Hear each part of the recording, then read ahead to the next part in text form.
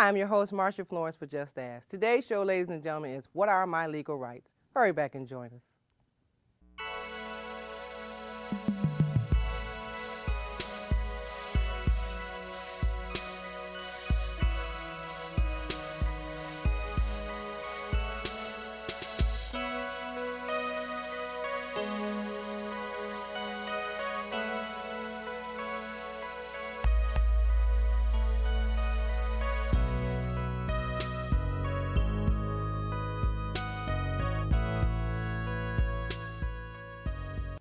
Hi, I'm your host, Marsha Florence for Just Ask. Today's show, ladies and gentlemen, is What Are My Legal Rights? And we have with us the outspoken, the vivacious, should I say, and wonderful host himself, a WWJ host and legal analyst, and Fox 2 legal analyst, Charlie Langton.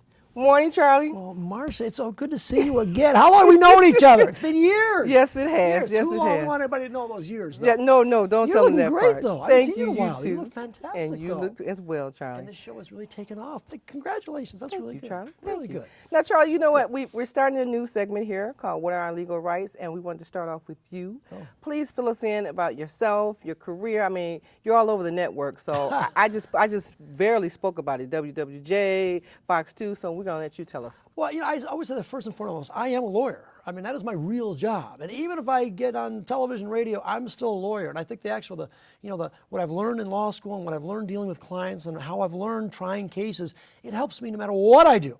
Okay. And so, but lately, though, I think people may know me on Fox 2 News. Mm-hmm. We do Let It Rip. A show we bring people together and kind of let them go at each other. And you let it rip. We let it rip, yeah. And then, I've been anchoring the weekend news as well over at Fox 2. And WWJ Radio in the morning, going out, reporting. They sent me to a fire, a car accident, a legal case, a little bit of everything there. But it's a fast-paced on WWJ News Radio 950. And it's a lot of fun. I love it. I'm still practicing law, too. Okay. And you know what? Now, you practice in law, but with all these other open doors and everything, do you actually find yourself seeing cases in between them? Yes. I was on the phone just a moment ago, driving here and talking to a client. So I do that. It's hard now to go to court sometimes, although I like going to court, but I think it's very important for the lawyer to talk to the client. In person would be great. Mm-hmm. Phone would be great. Mm-hmm. Just talk to the client. They have questions, and they should feel comfortable with the lawyer. And I take a lot of the new callers. Mm-hmm. Some clients don't have a case, and the art of the lawyer is to tell them they don't have a case and explain why. Okay. Because you know why? The next time they will have a case, or their family member will have a case, or they'll their be aware. friends. Yeah. Something. Right. You've got that client forever. And that's good to have a lawyer that you can talk to. That's the hardest thing I find with lawyers. But do your clients sometimes confuse the fact that you're an attorney on one end, but yet you're an anchor or host on a legal analyst on the other? Yes. Okay. Yes, they do. Okay. I'll be honest. But I think being on television and, we've had some very successful shows, and being on the radio, we're very successful. And I'd like to say you don't get to that level in commercial radio or commercial television without some sense of credibility or hard work or dedication. Mm-hmm. So if I am the legal analyst, I do read the pleadings. I read the stuff that is given me. And I really like that. In the bankruptcy courts, for example, very difficult hearing that was, and very complex issues. I like Court of Appeals to issue an opinion. I want to read it. Mm-hmm. And so there is a sense of credibility. And plus, I've been practicing law for 25 years or something. Now almost as long as you've been doing this show. Well, you get that right, almost right. But you come from a family of lawyers. So your dad? My father's a lawyer. Okay. My sister's a lawyer. My uncle's a lawyer. My wife is a lawyer. Yeah. And maybe judge someday. You never know. That's right. So, but I've got lawyers. So lawyers all the way around. All the way around. I grew up with lawyers. I grew up with my father coming home from work and spreading the case out on the kitchen table. And I was like, what is that? What is that? What is that? And as a young kid, I would go to court with my father when he was in court, and I would watch. And then when I got a little bit older, probably 15, 16, he let me read depositions in court. So a lot of testimony actually done by a deposition, and you have a transcript. But the jury has to hear the transcript. So I would read it. And I like to read. So I was in the courts at a very young age. I felt comfortable. I kind of knew the process. Judge sits here, jury sits. Okay, I got it.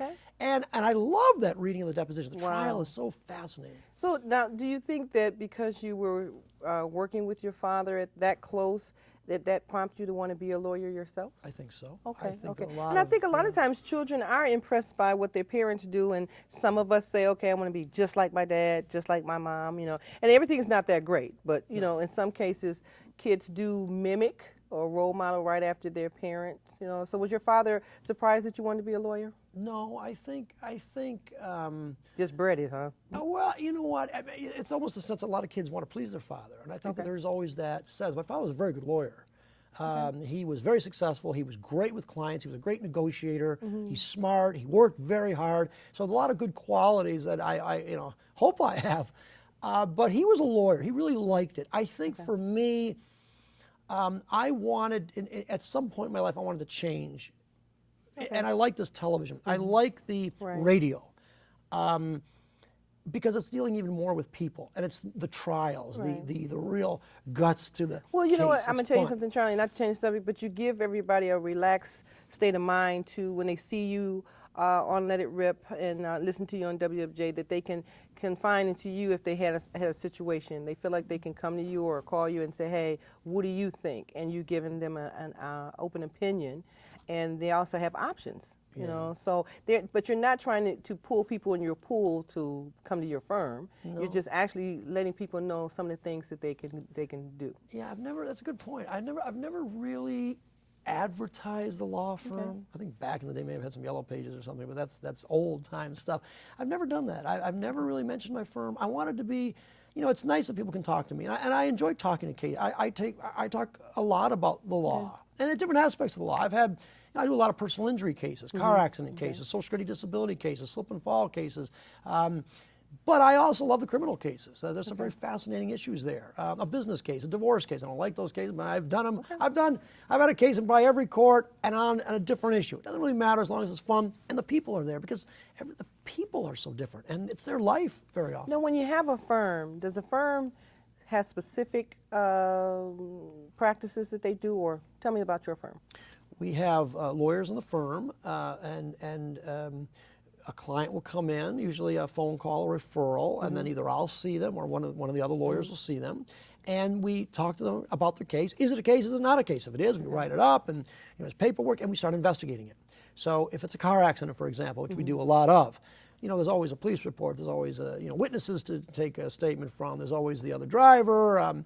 That's one thing. And then the medical side of it. We personal injury, we almost have to know the medical terminology. If it's a back case, it's a herniated disc or a bulging disc, and what about the MRIs or an EMG in the case? Who's the doctor? There's orthopedic surgeons, physiatrists, all those things. They mean things.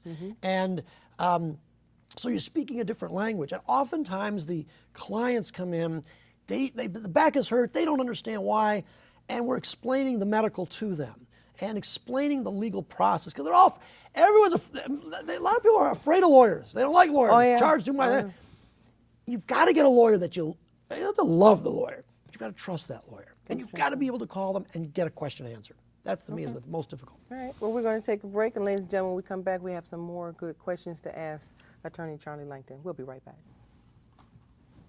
Now, come on. All right. I know. 2 seconds. Hang on. Just stand still. Stand still, love. 1 second. I know. Just I know. Okay, good. Okay, go, go, go.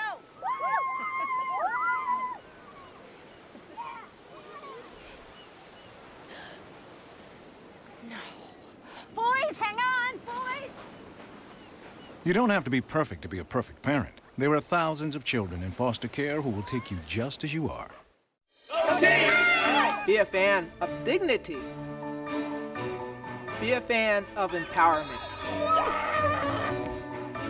Be a fan of fun. Be a fan of Special Olympics.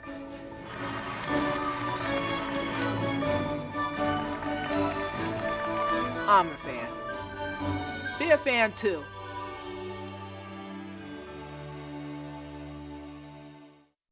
And and welcome back. If you're just not joining us, we have with us attorney Charlie Langton. And ladies and gentlemen, if you haven't seen Let It Rip on Fox 2, you will after this, for sure. Or if you haven't listened to WWJ, you will after this. But Charlie Langton is not just a legal analyst and a host. He actually is the attorney of all, so we want to learn more about what is our legal rights. And the name of the show is What is Our Legal Rights, so that you, the person at home, can find out how to pick an attorney. So that's my main question, Charlie. How does a person go about picking out an attorney? That is a good question, and it's a hard question. It's not easy. Most of the cases that come into my office are from referrals, either from another attorney or from a person I know or a family member that I've represented before, something along those lines. You need to have an idea of what kind of case you have, and then go to a lawyer that specializes in that case. If you have a car accident, if you have a Social Security disability, go to someone that knows it. Go to somebody that's been in the court. Go to somebody that actually tries cases. Go to someone that really you feel comfortable with, that knows the law. Why? Because the laws change a lot. Okay.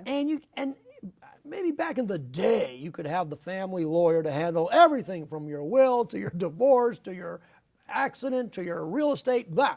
It's changed. A lot of lawyers now are specializing in certain areas. Okay. So pick a lawyer that gets you in the area, and you can find them. There are ways to do that. But when people can't afford a lawyer and they have to go to legal aid defenders and programs like that, do they still have that option to find the type of lawyer through legal aid defenders? Yes, but again, legal aid is limited too as to what legal aid will take.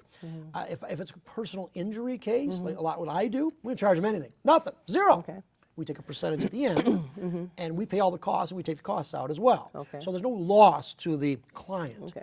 A criminal case, though, it's money up front. Okay. And so again, depending on the crime, if it's a drunk driving, it's going to be X amount of dollars. If it's a felony, again, it goes up, and you need the money for that. If it's a will or probate or something like that, then again, attorneys can work with fees, but you need to discuss fees. It's fair. I mean, because some of these cases are very complex. They take a lot of time. They're tricky, and the law is not easy. No, it's not. But I think what happens with our viewers when there is an accident, and you see on the television station some of these famous lawyers that you see, those are the ones you call. And then they say, oh, no, it's not a case, or no, we're not interested. And the person feels shot down. Call another one. Right. Call another one. Call another one. Don't be afraid. You know what? I've had, and here's another thing. I can't believe these lawyers do that. You call the ones on television. They say, there's no case. Boom, click. Does that mean there's no case? No. It means that law firm doesn't want your case for whatever reason. Okay. Too busy, not enough money, they're too... No, there may be a case. And often there will be a case. So don't get discouraged. Call 2 or 3. Call 3. Right. And see if the lawyers are... After a while, you get a pattern of what they're saying. If they all say no, well, you're probably out of luck. Okay. But whatever, I mean... But at least you want to give yourself a couple of options. You call... And you know what? It's funny, too, because I can tell now when a client, I'm talking to somebody on the phone, and I know they've called another attorney. I know it now. Okay. And usually I have a pretty good sense. I can pretty size it up pretty quickly whether there's a case or no case, if it's a good case or so-so case or whatever. And oftentimes if it's a no case, it's click right away. I try to talk to them because I still believe that if it's not a case this time, it'll be a case next time. Right. Give the person the benefit of the doubt. Give them the benefit of the doubt. And they're people too. Right. And a lot of times you can solve the problem over the phone, and I just do it. Now, what happens, explain to us what is a consultation, and how does one know the difference between getting a free consultation and one that you have to pay for? For the most part, every consultation, which is the first visit, is free. Okay. For the most part. Are there exceptions to that? Probably on some very complex cases. But for our purposes, a divorce, a criminal case, maybe a will, a personal injury, the first visit is usually free. It's usually an hour. Or I don't really look at the time. But does the consultation mean that that's how you can determine if there's a case or not? Yes. Okay, so. If you can't do it over the telephone. Okay. But yes, I can tell if it's a case or not. Or sometimes they just want advice on something. But yeah, for the most part though. And then if it is, we'll sign them up. And there's sign a paper, and I take a history of the case, history of the person. Okay. And I just kind of sense them. I just tell me a little bit about, just like you did to me. Tell me a little bit about yourself. That's right. Okay. You know, lawyers are counselors too. Although I don't understand it. We've never taken any counseling classes in law school, and I thought we should. I'm a trustee of the law school. Yeah, when We you should. know, when you know what you know, and sometimes a person is emotional, you got to take 5 and really be a counselor instead of just a lawyer at that point, so that you can get the person to know that it's going to be all right or this can be worked out. Sometimes these people are coming to you, and they're talking about their most intimate problems that they're having. I'm going through a divorce. My wife's cheating on me. I don't have any money. How about my husband's cheating on me? Whatever. Okay, go ahead. There you go. Whatever. Okay. Or I just committed a crime. I don't know. It was a lapse of judgment. I didn't mean it, but I hurt someone. Or I have a terrible disease. I can't, my back is hurting me. Okay. I need surgery. I'm not going to be able to pay. I have they're denying me my workers' compensation. What am I going to do? I've got 4 kids. I can't feed them. What do you do? I won't qualify for Social Security. I don't have disability. What am I going to do? I can't, my wife thinks I'm lazy. She can't see the bad back because the back is inside. I walk funny. I'm a man, I'm a strong man. And all these things, and you have to bring it out of them. And oftentimes, we have Kleenex.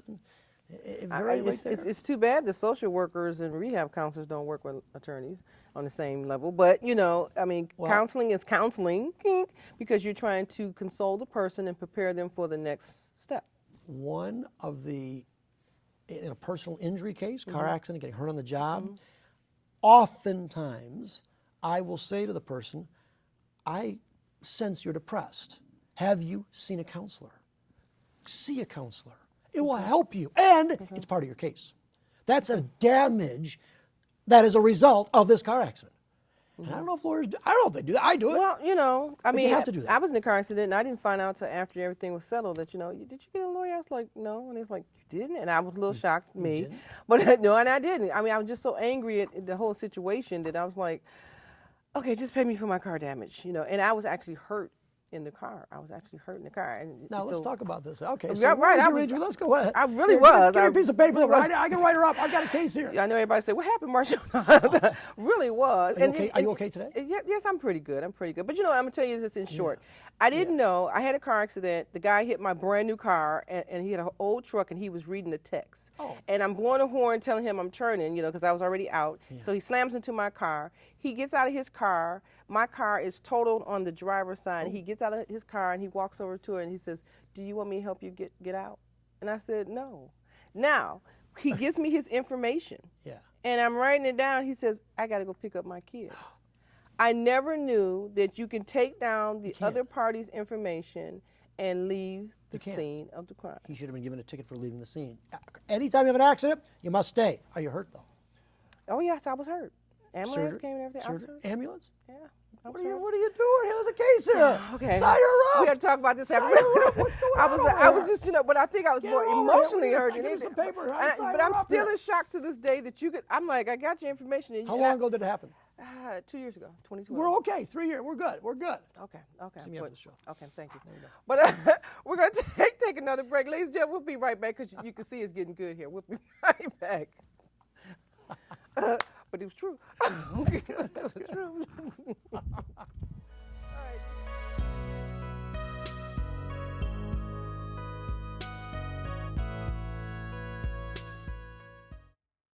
That's low. The average text takes your eyes off the road for nearly 5 seconds. Stop the texts. Stop the wrecks. Until all our daughters are safe. Until all our children have families. Until all our families have homes. Until all our parents are cared for. We'll be here.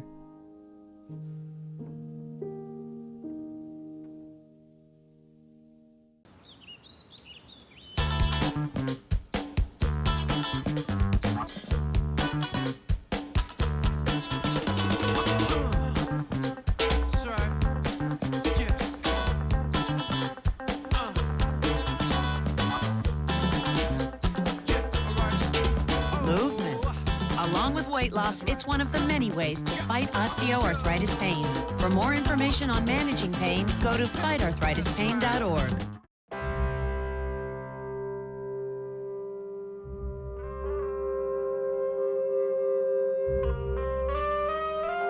"7,000 high school students drop out every school day.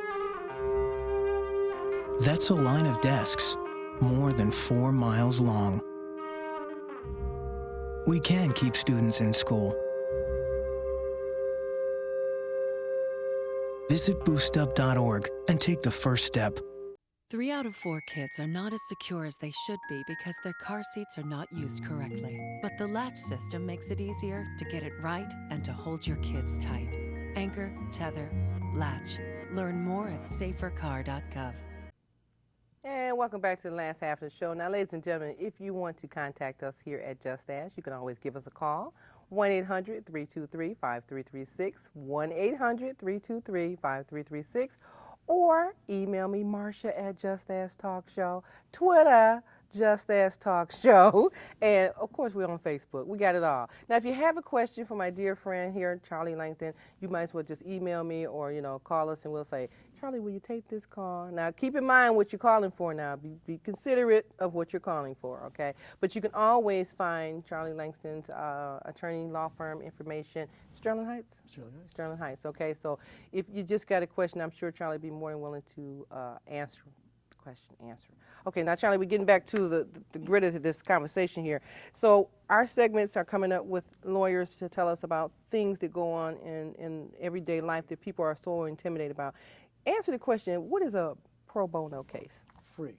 Free. Do it free. Okay. Pro bono means free. And how does that come about? It doesn't often. Okay. Forget that. Well, when That's does a it come short about? segment there, Okay. Marcia. Okay. You're asking a lawyer to do something Okay, for well, free? every now and then somebody's like... Well, look at the time. This show is out. Thanks for coming. We'll see you next week. Every now and then somebody's like, okay. Pro bono cases are cases that some lawyers do because it's a cause, because it's you champion a cause. You want to change the law. Or someone has been really, there's an injustice being done. And the lawyers do that. I've handled pro bono cases for free when there's been interesting cases over the years. But it's not a whole lot. No. So it's really got to tug at the heart type. It's got to be something that changes. If the law is wrong. I'm trying to think of a good example. ACLU types. I mean, sometimes they have pro bono cases. Well, I mean, just like the wages for fast food workers. That's a great case. The water. Recently, when people were when the city of Detroit was shutting off water to people that couldn't pay. Well, those people didn't have any money. They couldn't pay their water bill. You think they're going to be able to pay a lawyer? No. Those lawyers are working for free. Because it's an interesting case. It's a good cause. Is water a right? How does the city go about collecting bills? A plan to that. Fascinating case, but those lawyers are all for free, and good lawyers too, very good lawyers. Now, do you actually, or every now and then, go to the college or something and speak to upcoming college students? Lawyers, graduate lawyers. Actually, I spoke today. To a group. Really? Of people. I speak a lot. Yeah, I do. I'm a trustee of the law school of Michigan State College of Law, the old Detroit College, the new Detroit College of Law. It was Detroit College of Law. Now Detroit College of Law is Comerica Park, but it moved to Michigan State. Very proud of that. Actually, I like being part of the law school because we do talk about policy and how lawyers should be taught and the future of lawyers and the future of law as a career, and it's fascinating. But I talk to young lawyers all the time. I hire some of them too. But the internship stuff. Well, you know what? I have a smaller law firm, but I have in the past. I'm not now. I can think of one intern right now, who a lawyer, and he's very good. That's good. Another person that's in law school right now. She's fantastic. I may have never told people this story, but I used to be a messenger for one of the famous law firms in the Renaissance, Dyke & McGossett. And I was a messenger. What's a messenger, huh? And I was in college, and we had these jobs, for the summer and everything. And I used to deliver high-profile documents to the paralegals and the lawyers. And one of the famous lawyers that told me to make sure I finished school was Elliott Hall. Elliott Hall. Elliott Hall. He used to call me in his office, young lady. And what are you going to school for? And I just sit there and say, Mr. Hall, I'm going to school to be a social worker. He says, that's a good career. Did you ever want to be a lawyer? No. With that experience? No, I didn't want to be a lawyer, but you know what? I do enjoy being a social worker, but I am an advocate for persons with disabilities and senior citizens. So to me, my job in itself as an advocate will make sure that the wrong is right. Do you have contact with lawyers in your job? Off and on, very seldom, very seldom. So I guess I will now. But, Now you will, now but you very will. seldom. And we do like to talk to different, disability law firms and everything to tell us about what our clients should be doing or what we should be looking for our clients. But actually, in actuality, when people come to you, they leave so much out Yes. that, by the time you get to the lawyer, you're like, you didn't tell me that. Oh, I saw somebody, right? You didn't tell me that. So one of the big things I found, and you probably find it too, I would think, being a social worker, is the first interview, the first impression. And sometimes I don't even, sometimes I usually talk about the case, but sometimes I just ask some questions. Tell me what you like to do in your, you're crying. Right. Tell me what you do in your free time. Tell me about your family. If you can calm a person down, Yeah. and well, not so much calm them down, relax them in the mode so that they can, clearly get out what their situation is, then they'll be able to tell you more, or the conversation will go along further. And one of the things too, I'm trying to size them up too as a witness, because the plaintiff, the person doing the suing in a civil case, usually that's the whole case. If the jury believes that person, they'll get money. They'll get compensation. Right. If they don't, they get nothing. If they're a criminal case, and I believe there's some remorse, I believe I believe they didn't do it, good. But you got to believe them. Right. And so the art of a social worker, if I come to you and I'm trying to scam the system, how can I? Right. You can tell. Right. That means a jury can tell, and they get nothing. Zero. Or the insurance company, or the adjuster, they get zero. So credibility is key, and it's the art of the interview. Getting out of the person what's real.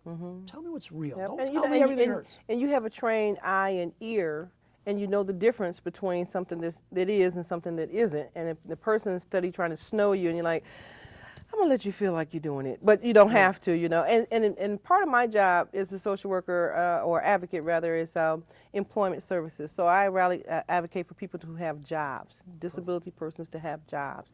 And I can go to a place and it's not accessible, wheelchair accessible, no limitations on accommodations and everything. The employer shouldn't get upset. They should be willing to understand or listen to the facts and see what they can do to justify or rectify the situation, so that the people can get in the building, get out the building, or even work for the building. So is it good then when the person with a disability that has a really good, legitimate case, and they're also a good person, it makes you work harder, doesn't it? Oh, yes. If they're a so-so person, those are hard cases. Well, I'm asking you to do your half, and I'll do my half. So you do your homework, I'll check your paper. That's my rule. There you go. Okay. Well, Charlie, because we can go up, but before we wrap up here, is there anything you want to tell our viewers about law and what they should be doing, or? Well, I mean, the law is fascinating. The law and understanding the law. It's a fascinating theory and theoretical, but it's very practical too. I found over the years that if people are fascinated with the law, they don't necessarily understand all of it. We don't teach law in high school. No, you don't. Very minimal government class, minimal. And when you understand the law, it's very logical. It makes sense. And it's the art of the lawyer is to tell the client what the law is, put your facts there, and you're going to win that case every time. That's wonderful. That's a wonderful way to put it. Well, Charlie Langton, and ladies and gentlemen, someone in my production house said, make sure you ask Charlie Langton about his tie. Okay, so this is for Tom Bellion. My tie. The tie. My tie is all here.